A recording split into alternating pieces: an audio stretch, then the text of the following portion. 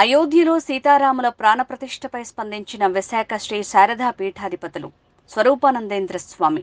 భారతావని గర్వించదగ్గ రోజు ఇది. కోట్లాది మంది కీర్తిస్తుండగా అయోధ్యలో సీతారాముల ప్రాణప్రతిష్ఠ జరగటం ఆనందదాయకం. ప్రధాని మోడీ మరో శంకరాచార్యునిగా, వివేకానందుడిలా చరిత్రలో నిలుస్తారు. యావత్ భారతావని మోడీకి రుణపడి ఉంటుంది అని అన్నారు. రోజు చాలా దివ్యమైన రోజు.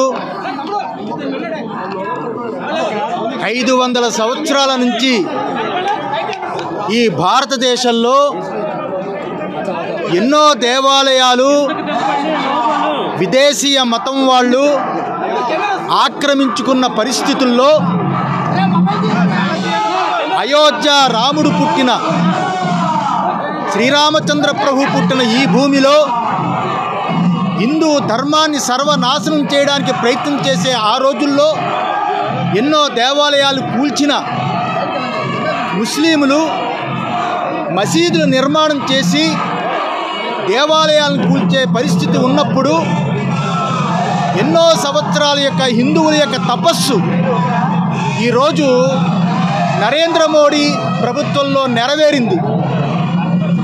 ఎవరు ఏ ప్రభుత్వాలు వచ్చినా, స్వాతంత్ర్యం వచ్చిన తర్వాత ఇంత గొప్పగా యావత్తు భారతదేశము గర్వించదగ్గ, ప్రపంచమంతటికి భారతదేశం యొక్క గొప్పతనాన్ని, వైశిష్ట్యాన్ని తెలియజేసేటట్టుగా అయోధ్యలో శ్రీరామచంద్ర ప్రభువు సీతామ్మవారిని ప్రతిష్ఠ చేయడం చాలా గొప్ప విషయం. ఇది మన భారత భూమి. మన భారత భూమిలో పుట్టిన శ్రీరామచంద్రుడు అయోధ్యలో సరియూ నది ఒడ్డున కోట్లాది మంది భక్తులు ఎంతోమంది వీక్షిస్తూ ఉన్న సమయంలో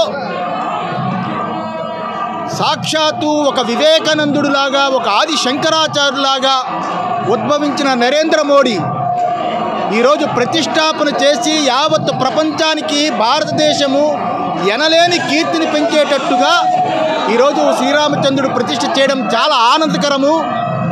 శ్రీరామచంద్రుడు అంటే దాంపత్యానికి నిదర్శనం. శ్రీరామచంద్రుడు అంటే ధర్మానికి నిదర్శనం. శ్రీరామచంద్రుడు అంటే కష్టాలు వచ్చినా నిలబడే శక్తిని కలిగించే ఒక స్వరూపము. సాక్షాత్తు పరమాత్మే శ్రీరామచంద్రుడిగా అవతరించి ఈ లోకంలో ఉన్న ప్రతి ఒక్కరికి ఆదర్శంగా జీవించే జీవన విధానము సాక్షాత్తు పరమాత్మే శ్రీమన్నారాయణుడే శ్రీరామచంద్రుడిగా మనకు చూపించాడు. అలాంటి శ్రీరామచంద్రుడు మళ్ళా వెలుగొందాడు. ఈ భారతదేశం ఇంకా గొప్ప స్థాయికి, ఇంకా గొప్ప విలువలున్న గొప్ప స్థాయికి ఇంకా ఎదగాలని సాక్షాత్తు రామచంద్రుడిని ప్రార్థిస్తూ నరేంద్ర మోడీకి మరీ ఈ భారతదేశం ప్రజల చొప్పున కృతజ్ఞత చెబుతూ ఈ భారతదేశానికి శ్రీరామచంద్ర ప్రభు యొక్క ఔన్నత్యాన్ని చూపించినందుకు జీవితాంతము ఈ భారతదేశం నరేంద్ర మోడీకి రుణపడి ఉంటుందని మనస్ఫూర్తిగా ఆయన ఆశీర్వదిస్తూ భగవంతుని కోరుతూ ముగిస్తున్నారు.